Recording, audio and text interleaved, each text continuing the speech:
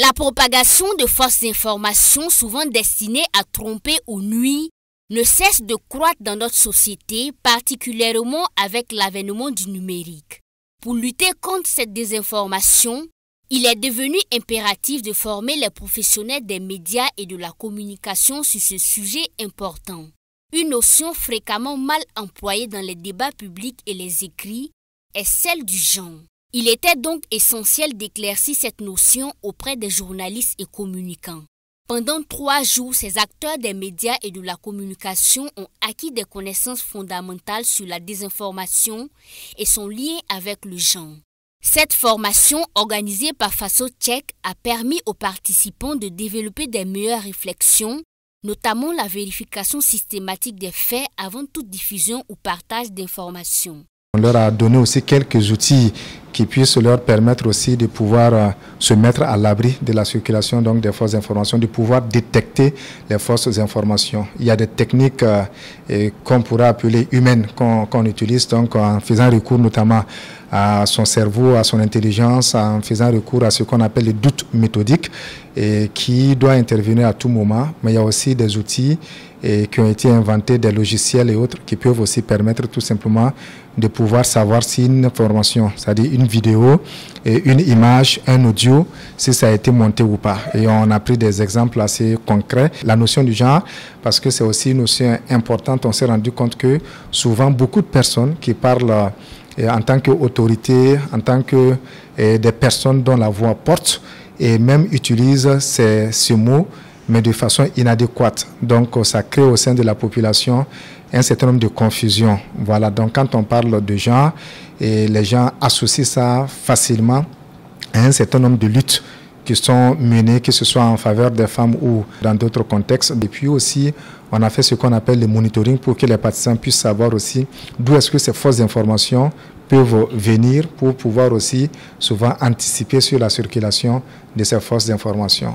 Couramment appelées fake news, les fausses informations échappent parfois à la vigilance des journalistes et des communicants, surtout à l'ère de l'intelligence artificielle où tous les moyens sont bons pour atteindre des objectifs divers. Ce contexte transforme parfois les professionnels de la communication en relais involontaires de ces intoxications. Cependant, grâce à cette formation, ils se disent désormais mieux équipés pour identifier les failles d'une information en utilisant des outils de vérification spécialisés. J'ai pu savoir ce que c'est que le fact-checking, j'ai pu savoir ce que c'est que la désinformation, notamment en lien avec le genre.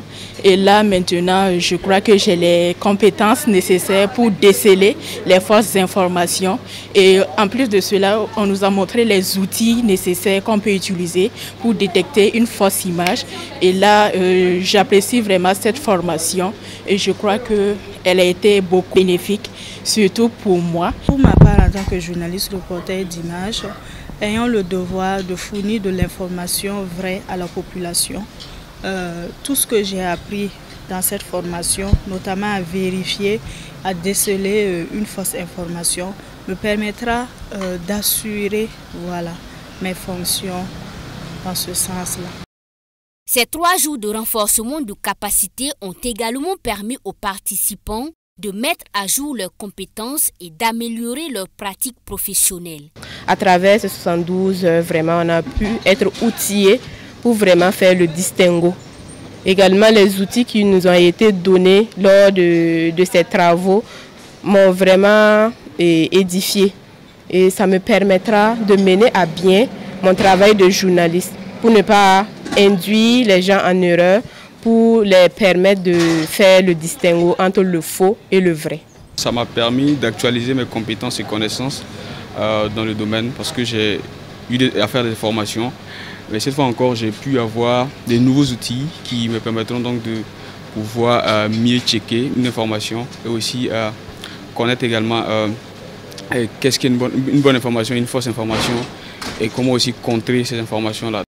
Ce programme de formation a pu être réalisé grâce au soutien de la Fondation Hans Seidel, une organisation engagée dans la promotion des principes et des valeurs démocratiques.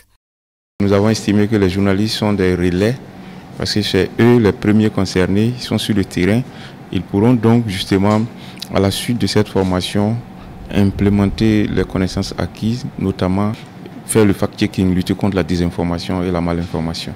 Et le genre a été annexé à ça parce que jusque-là, on n'avait pas encore pris en compte ce volet.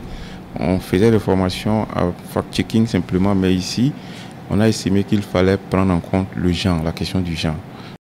Les connaissances acquises lors de cette formation devraient permettre aux journalistes et aux communicants d'améliorer la qualité de l'information en intégrant de manière adéquate la question du genre.